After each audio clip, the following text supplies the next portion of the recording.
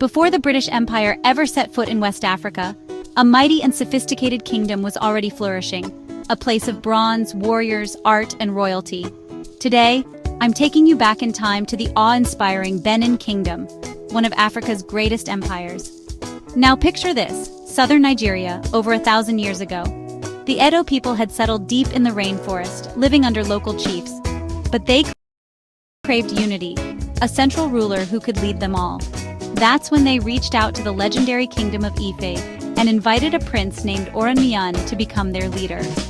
His son, Iweka I, would rise around 1200 AD as the very first Oba of Benin, kicking off a royal dynasty that would shape the region for centuries. Let's fast forward to the 15th century. Enter Oba Iware the Great, a name that echoes through history.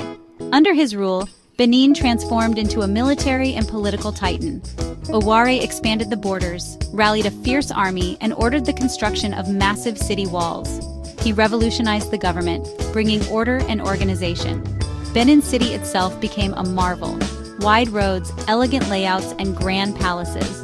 When the Portuguese arrived in 1485, they were stunned. They'd never seen an African city so advanced and beautiful. Benin's strength wasn't just in its army, it was in its system. The Oba was more than a king, he was seen as divine.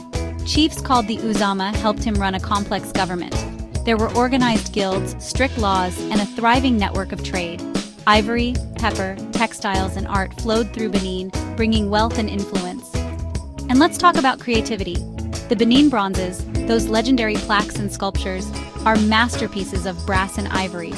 Crafted by the Egun Guild, these artworks capture the faces of rulers, the power of gods, and the heartbeat of Benin culture. Their detail and artistry are so impressive that even today, they're displayed in museums around the world. Sadly, many were stolen during colonial conquests, a loss still felt to this day. But history took a dark turn in 1897. Tensions with the British boiled over after a diplomatic mission was ambushed. The British retaliated with the infamous Benin Punitive Expedition. The city was looted and burned to the ground. Thousands of bronzes were stolen. The last independent Oba, Obanramwen, was exiled, and Benin was absorbed into British-controlled Nigeria. Yet, the spirit of Benin endures. The Oba's title survives as a symbol of tradition in Edo State. The Edo language is still spoken. Pride in Benin's rich heritage runs deep, connecting the past to the present. For centuries, the Benin Kingdom stood as a beacon of African strength, creativity, and resilience. Its bronzes still whisper the stories of a proud and masterful people. Like, share, and subscribe if you want more hidden African histories brought to light.